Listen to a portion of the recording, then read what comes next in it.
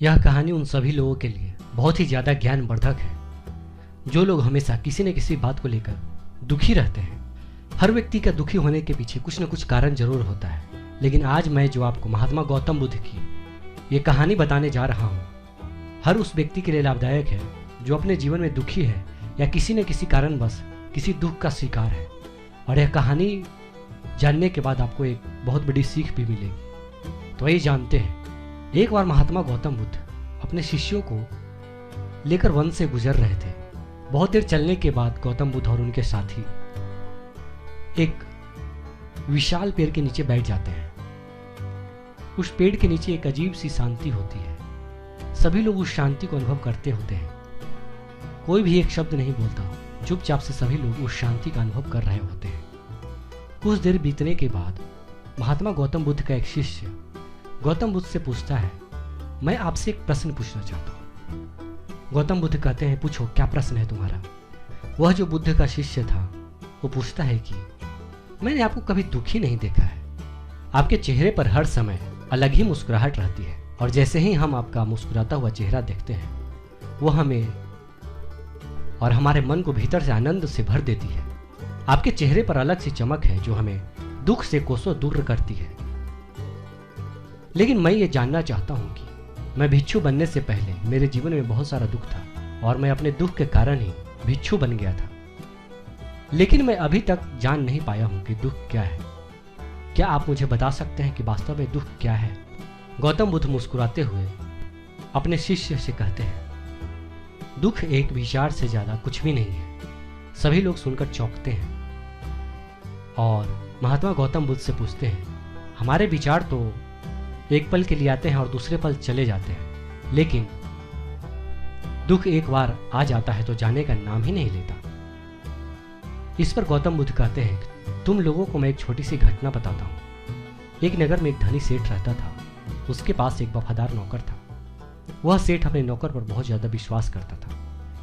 वह सेठ अपने नौकर पर कभी भी किसी बात के लिए शक नहीं करता था, क्योंकि उसका नौकर वास्तव में बहुत ज्यादा ईमानदार था। एक बार उस सेठ को किसी काम से बाहर जाना पड़ता है।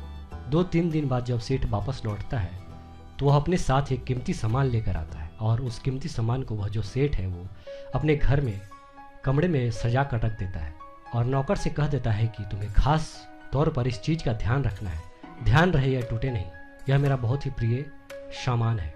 अगले दिन जब नौकर घर की सफाई कर रहा होता है तो गलती से वह जो कीमती सामान होता है वो नौकर से टूट जाता है।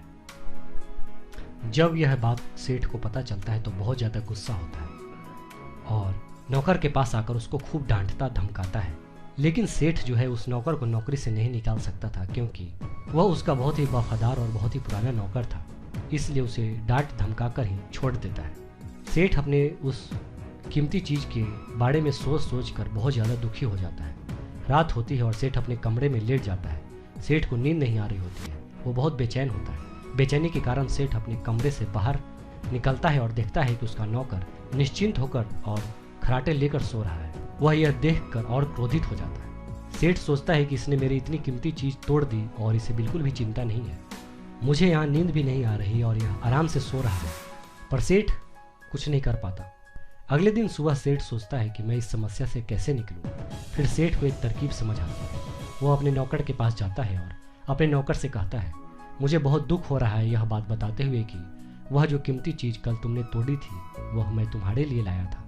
मैं चाहता था कि मैं उसे तुम्हें उपहार में दूं, परंतु अब क्या करें, वह अब तो टूट चुकी है। सेठ की बात सुनकर नौकर को धक्का लगता है। नौकर सोचता है, अरे यह तो बहुत बड़ी गलती हो गई। वे इतनी कीमती और महंगी चीज मेरे लिए थी और वो मुझसे टूट गई। उसके बाद फिर क्या? उस नौकर के मन में बेचैनी पैदा हो जाती है, दुख पैदा हो जाती है। रात होती है और सेठ आराम से सोता है और वह नौकर बेचैन रहता है, उसे नींद नहीं आती। अब उस नौकर को नींद इसलिए नहीं आ रही थी क्योंकि उस नौकर ने उस सेठ की उस कीमती चीज को अपने आप से जोड़ लिया, इसलिए वह दुखी हो रहा है।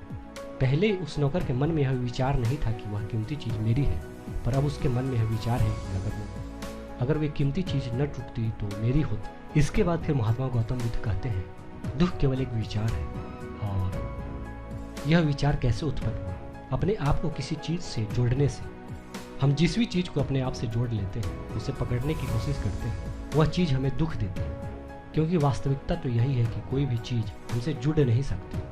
हर चीज़ आपके पास है, आपकी है, पर कुछ समय के लिए, कुछ समय के बाद वो आपसे दूर हो जाएगी। उस दूर होने की घटना को स्वीकार करें और आगे बढ़ें। इस कहानी से जो हमें सबसे बड़ी सीख मिलती है वो यह है कि तो हमारे दुख का जो सबसे बड़ा कारण यह है कि हम अपने आप को किसी चीज़ से जोड़ लेते हैं और फिर उसके बारे में सोच सोच कर हम दुखी होते रहते हैं और हमें दुख महसूस होता है। अगर आप इस चीज़ से निकलना चाहते हैं तो आपको उन सारी चीज़ों से जो लगाव है उसको छोड़ना होगा और त्यागना होगा। इसके बाद फिर आपको दुख का एहसास और महसूस नहीं होगा। तो यह बात हर वो व्यक्ति को ध्यान देना चाहिए और हर वो दुखी व्यक्ति को यह चीज़ समझना चाहिए कि आखिर उसके दुख का मूल कारण क्या है। अगर वो कोई ऐसी चीज़ है जिसके लगाव के कारण वह दुखी होता जा रहा है तो उसको उससे लगाव अपना हटा देना चाहिए। और गौतम बुद्ध की इन बातों को अनुसरण करके कोई भी व्यक्ति जो हर समय हर क्षण किसी न किसी बात को लेकर दुखी रहता है वो इन सब चीज़ों से छुटकारा पा सकता है और एक सुखी जीवन जी सकता है। तो यह कहानी हर दुखी व्यक्ति के लिए बहुत ही ज़्यादा ज्ञानवर्धक है और बहुत ही ज़्यादा लाभदायक है।